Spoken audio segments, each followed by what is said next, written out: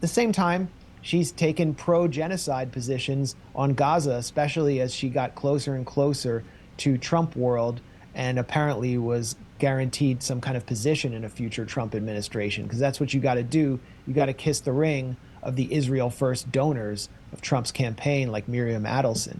So Tulsi Gabbard's a mixed bag. It's unclear which Tulsi is going to show up. But now we're starting to see reports that she is likely to be confirmed by the Senate.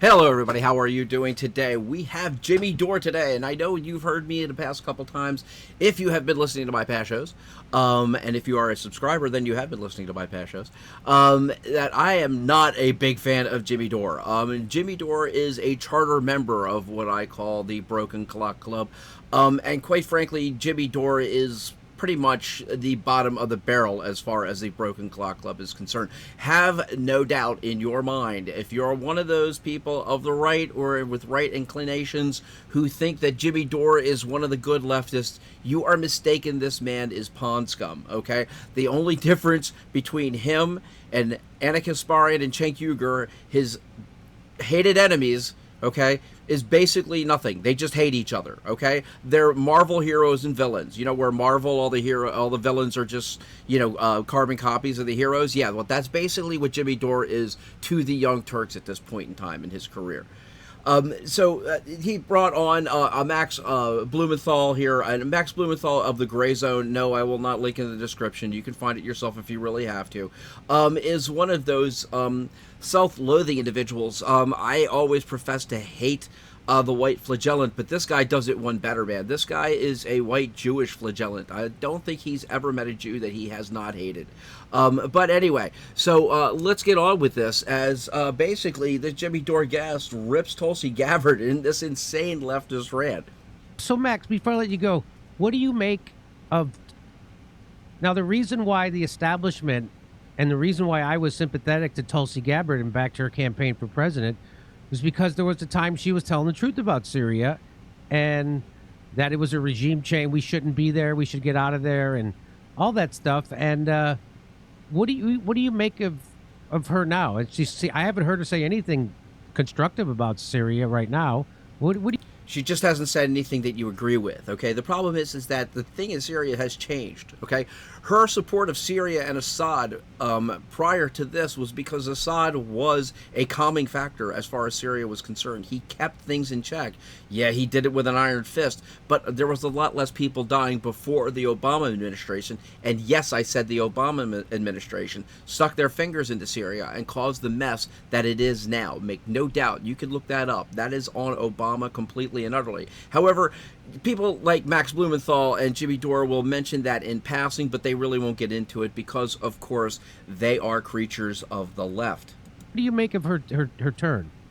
Well, I'm sure she's been advised to say as little as possible until confirmation hearings take place, or until the new Senate and administration are in session, because a few weeks ago we were told she had an uphill fight to being Director of National Intelligence. She was obviously under an enormous level of attack from the national security establishment. And why would they be attacking her? Well, because she took one of the most courageous stands on Syria of any member of the U.S. government. Went there and visited and met with all factions. She met with the opposition. They threw her under the bus, of course. And she met with the leader, which you have to do, Bashar al-Assad, if you're going to be a diplomat and try to broker peace to end that conflict that was leading to so much death. And that's what any American official should be doing. But she was working against the interests of the U.S. government that wanted to get to the point we're currently at, where Syria is being recolonized and is basically destroyed as a state, just as Libya. Yeah, no, I mean, and actually, yeah, because just as Libya was, but the problem was that they dropped the ball in both of them. And they basically left it for somebody else to clean up. And make no doubt, Syria is a complete mess at this point in time. And anything that they may have to say about Tulsi Gabbard, about any change that she may have considering Syria, honestly, things have changed so much. I mean, you basically have Islamic militants ruling the country at this point in time. Not necessarily, a bunch of them like the crap mess that it used to be. I mean, there is actually a ruler in Syria right now. and he is not a nice person, but probably somebody that America backed at one point in time. Go figure. Was. So she came back. I went to her press conference in 2017 where she called for um, the Senate, the House first, and then the Senate to pass a bill banning U.S. weapons to jihadist groups, not just Al Qaeda, but Harar al Sham and other groups that were involved in hideous atrocities across Syria and that explicitly stated that they aimed to establish an Islamic State. And these were groups that were being funded, armed through the U.S. Incirlik Air Base in Turkey. So it was known they were getting U.S. arms. And she was then demonized in the Washington Post by neocons like Josh Rogan and all throughout media for daring to challenge this dastardly program. She's taken positions on, peace in Korea or on Russia that stand at odds with our psychotic national security state. And I think that's brave of her. At the same time, she's taken pro-genocide positions on Gaza, especially as she got closer and closer to Trump world and apparently was guaranteed some kind of position in a future Trump administration, because that's what you got to do. You got to kiss the ring of the Israel First donors of Trump's campaign, like Miriam Adelson. Okay, so again, this is Max Blumenthal, and this is his technical thing. These guys, especially the people on this side of the left, or on this extreme of the left, okay, as far as they're concerned, Israel is not allowed to do anything in any way to protect itself. They have gone to the fact of the idea that this was Palestinian land that was taken. And actually, that's not true, because quite frankly, nobody that lived on that land actually ruled or administered that land, and they hadn't for almost 1,000 years, if not more than that. So just to say it was their land when actually it had changed hands from the Turks to the British at that point in time. So technically it was the British's land at that point. It's a complete and utter mess. Basically, France and Britain caused it, and America has exacerbated. I'm not going to run away from that. Yes, I am enough of a Ron Paul acolyte to actually admit that. But there it is, and we have stuck so much of our interest in that little plot of land that it's very hard to extricate oneself. But if you can go with what Trump did in his first administration and make us an energy producer rather than an energy consumer, then our interest in that section of the world will be less and less. And that's a great thing as far as I'm concerned. Tulsi Gabbard's a mixed bag. It's unclear which Tulsi is going to show up. But now we're starting to see reports that she is likely to be confirmed by the Senate. I don't know what to believe, but that suggests to me that she's made some kind of concessions to senators like Lindsey Graham, who is the most neoconservative, most warlike figure in the Senate, who is also... Well, he's not wrong about Lindsey Graham. However, he is making a brash supposition at this point in time. He has no clue as to what's going on. Now, again, a lot of this could be because Trump is just basically putting pressure on senators, and these senators are now saying, you know what, we've warmed up to Tulsi Gabbard. There's a lot of things that could be happening at this point in time, and honestly, Tulsi could be flying under the radar in a lot of this stuff, and basically doing the yes woman thing, and just trying to do what she can to get confirmed, and just waiting for the time when we can clear out all the rhinos that are within the Senate and the House. So the most powerful figure on the Senate Foreign Relations Committee, and who has made himself a figure in the America First world of Trump, despite seemingly standing at odds with what it represents.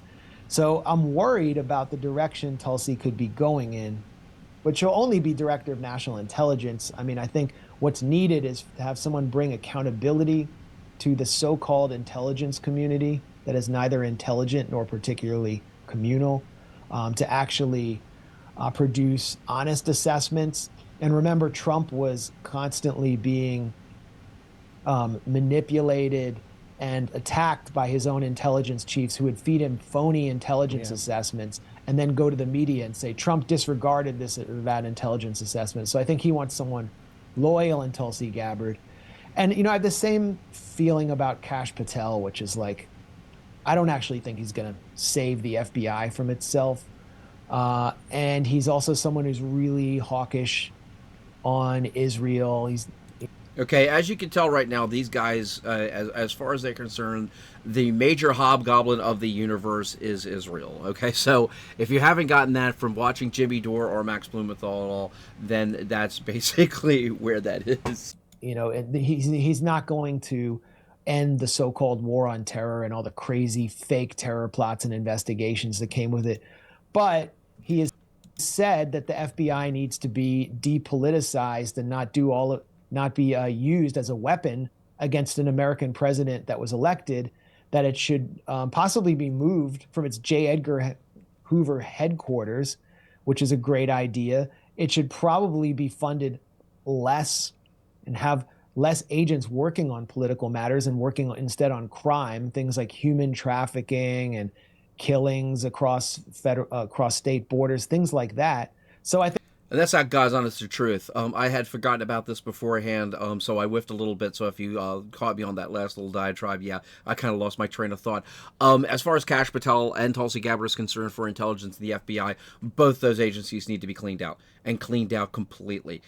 So yeah, we all know that that's not going to be an easy thing to do, but I am completely and utterly there for it. I think that can't be any worse than what we had before, but we'll have to see. I mean, who was the DNI before? Like James Clapper, who lied to Congress about mass surveillance, who was just a neocon fanatic. So it's like, I don't know what Tulsi will show up, but I can't imagine it being worse than anything that preceded her. I'm with you on that. I just have, I have, what I've been saying is I have hope. I don't have faith. I have, we'll see what happens. It took a lot of courage for her to stand up against all that stuff she took. I mean, the former First Lady and Secretary of State called her a Russian asset.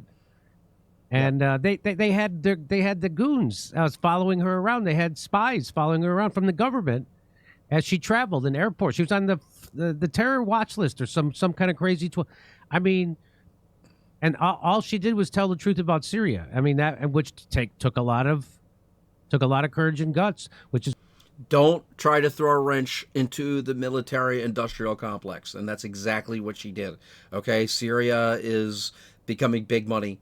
As far as the military is concerned. So, yeah, they want their money train kept just the way it is.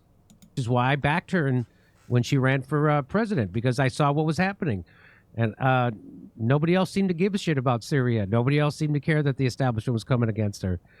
Well, what I would say is I know she watches your show, and I've received messages from people around her when we've defended her in the past against disgusting attacks like Hillary Clinton accusing her of being a Russian asset.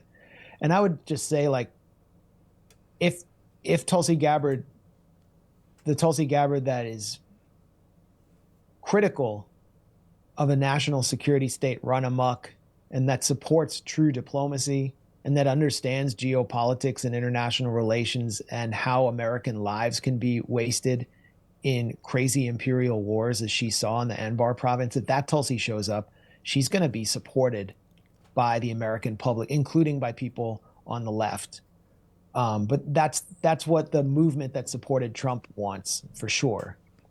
If Tulsi Gabbard, who bargains with Lindsey Graham and cedes to Likudnik elements like Miriam Adelson shows up, she's going to be received like Vivek Ramaswamy's being received now, as a complete phony and a betrayer of what Donald Trump marketed himself as, and what I think, I love it when these guys go with they blow things way out of proportion to try to make some kind of point. Sidereal of the actual point that they're talking about beforehand. The Vivek Ramaswamy, of course, yes, he said a couple of things that a lot of people don't agree with, but that doesn't mean that everything that about Vivek Ramaswamy is crap. Okay, he's allowed to have his own opinions. Guess what? He wasn't elected president. Okay, he's not the one who ultimately wrote policy. So again, attacks like this are just part and parcel. Most Americans want right now. So we'll see what happens. The expectations are much higher for people like her or RFK Jr. than they are for like the billionaire, the faceless billionaire hack buddies of Trump that he's installed in other positions. Everyone knows what to expect from them. Yeah. All right. Well, fingers crossed. I hope that we hope the courageous, good Tulsi shows up, and I think, there's a chance. I mean, but you're right. It's, I was worried about what kind of compromises is there going to make RFK make to get confirmed? What kind of compromises is she going to have to make? We'll see what happens. All right, there, folks. So there you have it. This basically is just a Jimmy Dore guest ripping Tulsi Gabbard in this little insane little leftist rant, just because it's. They have to make sure that they cover their bases. They have to make sure that they cover their bases with the people that they're listening to. And what they're doing is they're just basically attacking Tulsi for the people that she's talking to at this point in time. These folks just don't get that sometimes you have to talk to the people that you're against. Okay, even if you're going to do something that they're not going to like, you still have to talk to these people. So, it's amazing how so adversarial that the left can be with everybody. Okay, I mean, honestly, if you watch Green Party, okay, gatherings, okay, they go after each other for the stupidest stuff, but it is what it is, and that's what happens when you are basically in an emotionally driven state and you cannot use the power of logic that God has gifted you. So anyway, guys, thank you very much for listening to me today. I hope you did have a great day today. I hope you're going to have an even better day tomorrow. Like, share, hit that subscribe button, guys. Like I said, I'm trying to get to 500 by January, so please help me out. Hit those comments. Love the comments. Yes, I do realize that I don't pronounce David Pacman. His voice is his name correctly. It's David Pacman, but then again, I don't care. Okay, so thank you all very much for listening again, guys. Later.